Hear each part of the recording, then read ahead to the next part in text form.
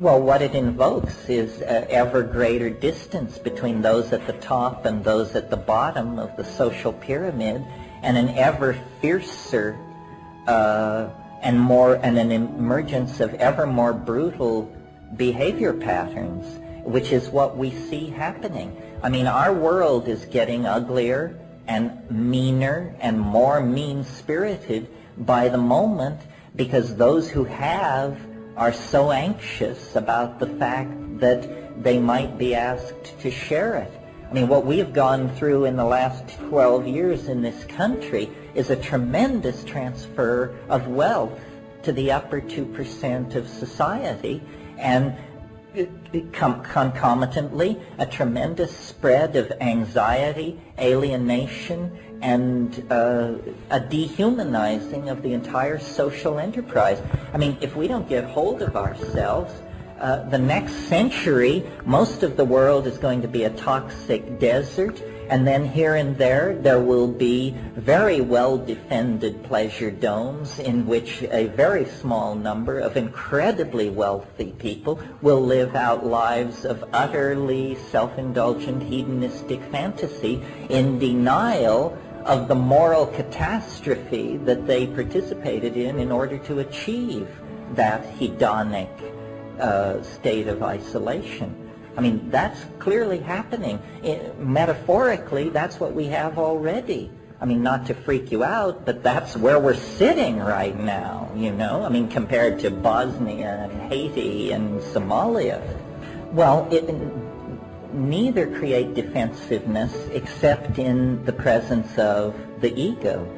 In other words, what we have to do is teach people to care for each other as a primary value, not something you do after, you know, you pay for your Mercedes and all that, but as the primary value. We have to have community. It's very simple. We don't have community. We have a free-for-all where the devil takes the hindmost, the most brutal and ruthless among us rise to the top, and everybody else has a foot on their neck.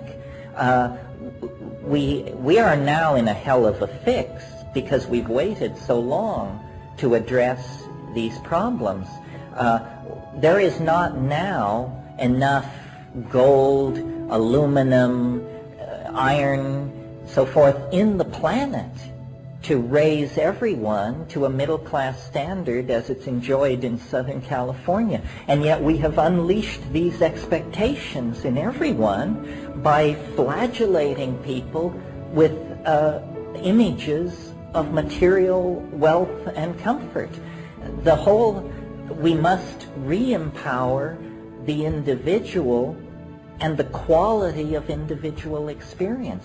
In other words, you have to convince somebody that you are a richer person on 5 grams of psilocybin than you are if you live in a $5 million house and are spending $50,000 a year on psychotherapy because you're miserable, you see. We have allowed ourselves to be tremendously disempowered by allowing our values to shift toward the material domain. You can't take it with you, folks. But the soul is the vehicle that you do take with you into whatever dimensions of continuity exist beyond this mortal coil.